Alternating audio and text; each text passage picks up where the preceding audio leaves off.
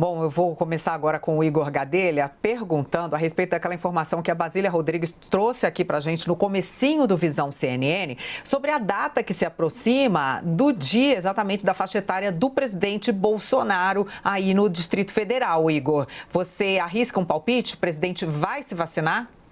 Olha, Carla, eu conversei hoje com alguns auxiliares presidenciais, ministros palacianos muito próximos do presidente Jair Bolsonaro, e eles dizem que são muito grandes as chances de o presidente se vacinar ainda ali no sábado ou no fim de semana. Segundo assessores do presidente Jair Bolsonaro, não há, inclusive, previsão até o momento de que ele viaje no feriado da Semana Santa.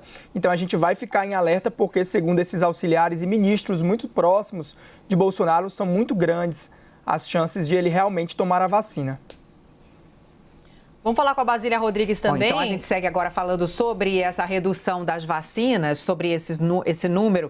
Desculpe, Roberta, essa era só uma perguntinha para a gente saber se o Igor tinha alguma informação de bastidor aí sobre a vacina do presidente. Agora que eu vou fazer realmente a minha pergunta. A gente viu ali com a troca de ministros na saúde que o médico Marcelo Queiroga já chegou com uma pressão enorme, inclusive por parte dos parlamentares. A gente viu o presidente da Câmara, Arthur Lira, dizendo que não vai dar nenhuma chancezinha para ele começar ali a engrenar, não que tem que engrenar rápido, já entrar fazendo, mudando alguma coisa, então implantando comitê, buscando novas formas de trazer vacina. Agora, essa notícia realmente, esse banho de água fria que a gente teve com a redução do número de doses que havia sido prometido pelo Ministério da Saúde, isso vai aumentar essa pressão política que o novo ministro já chegou recebendo, Igor?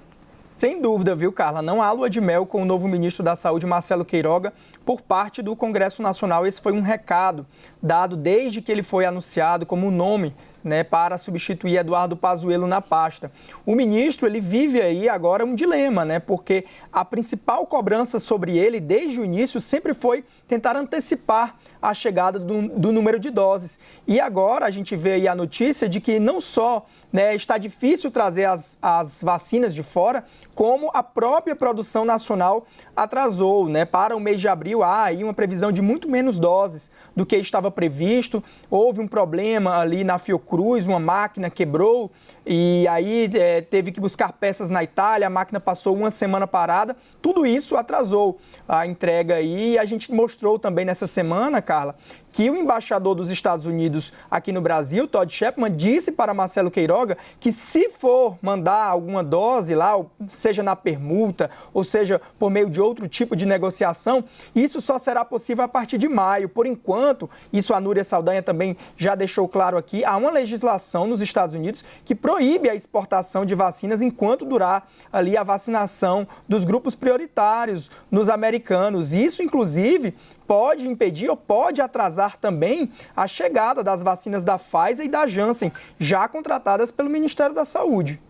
Pois é, e no momento que a gente quer tanto e precisa tanto dessas doses, mas no caso das doses excedentes dos Estados Unidos, não seriam para agora. Vamos conversar com a Basília Rodrigues também, porque, Basília, o que o Ministério busca para tentar suprir essa diferença entre o que estava previsto e o que de fato vai ser entregue?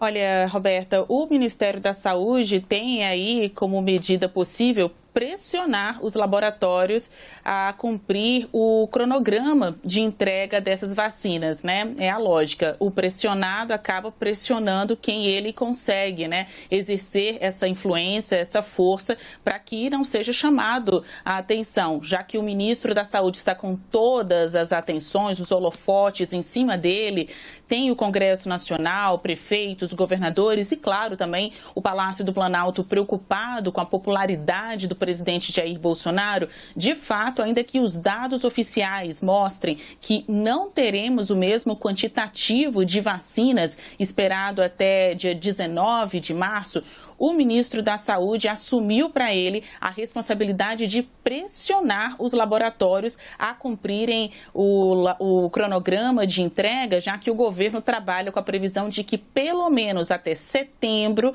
alcance aquela vacinação em escala, para que todas as pessoas, ou quase todas as pessoas, já tenham sido imunizadas. Mais cedo entrou aí na agenda do ministro da Saúde, Marcelo Queiroga, Queiroga uma reunião que ele fará com o presidente da AstraZeneca. E isso também vai no sentido de puxar a orelha dos laboratórios para que venham mais vacinas de maneira antecipada e que minimamente o que está lá no cronograma seja cumprido, porque este cronograma, esse plano de entregas de vacinas, que para muitos já virou um tipo de peça de ficção, é o que sempre o Ministério da Saúde leva aí debaixo do braço nas discussões que tem com outros governantes e com os próprios presidentes da Câmara e do Senado Federal. Então, não adianta estar com esses números aí, espancar os números, dizer que eles vão ser cumpridos se semana após semana este cronograma acaba sendo revisado, perdido. Um ponto interessante ainda no que diz respeito à postura do governo, porque tem as ações práticas, mas muito do que tem a ver com pressão também tem relação com o comportamento dos ministros e também do presidente da República. Quem estava bem perto de se vacinar era o ministro da Defesa, Fernando Azevedo e Silva. Ele tem 67 anos. Na quinta-feira passada, o governo de Brasília iniciou a imunização de pessoas nessa faixa etária. O ministro não foi no primeiro dia, ao contrário do ministro Paulo Guedes, que logo se arrumou aí junto com seus assessores, chamou alguns jornalistas para cobrir este momento. Ele estava esperando ali um melhor momento na própria agenda, Azevedo e Silva, na condição de ministro da Defesa, para se vacinar. Ele sai da pasta, a vacina está lá, com certeza ele vai se imunizar em breve e agora a bola está nos pés, nas mãos do presidente da República, com 66 anos. Outros ministros que continuam aí no condomínio presidencial têm dito que sim, que Bolsonaro vai se vacinar.